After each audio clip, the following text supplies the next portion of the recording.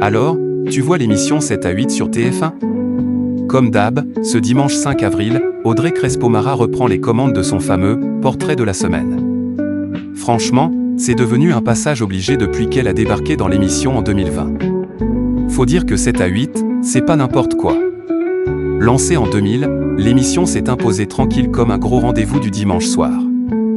À l'époque, TF1 prenait quand même un petit risque en balançant un magazine d'infos entre 19h et 20h, pile dans une case hyper exposée.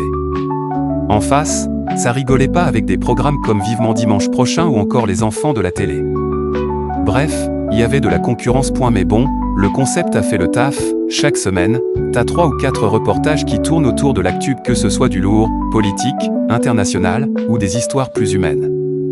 En gros, l'émission te raconte ce qui se passe dans le monde, mais à travers des gens, connus ou pas. Et ça marche toujours. Ensuite, il y a la fameuse rubrique « Portrait de la semaine ». Là, on est sur une interview posée, souvent assez touchante, avec une personnalité ou parfois un anonyme qui a vécu un truc marquant. Avant, c'était Thierry de Mézières qui gérait ça en mode discret, le gars apparaissait même pas à l'écran.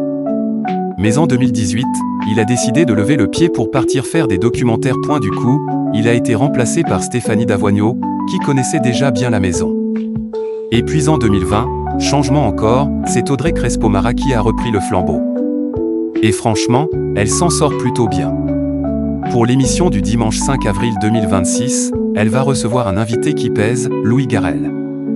Un comédien bien connu, avec un style à lui, un peu discret mais super respecté. Ça promet une interview intéressante, sûrement assez intime. Côté présentation générale de l'émission, c'est Harry Roselmack qui tient la baraque. Et ça date pas d'hier, il est aux commandes en solo depuis 2009. Avant ça, il y avait le duo Thomas Hugues et Laurence Ferrari, puis ensuite Anne-Sophie Lapix a pris le relais avec lui pendant un moment. Depuis quelques années, l'émission commence même plus tôt avec 7 à 8 Life, diffusé vers 17h15.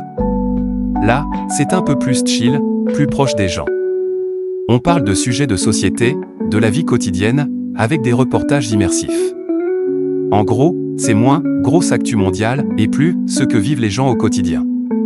Au final, 7 à 8, ça reste une valeur sûre. Un mélange d'infos, d'histoires humaines et de portraits bien travaillés.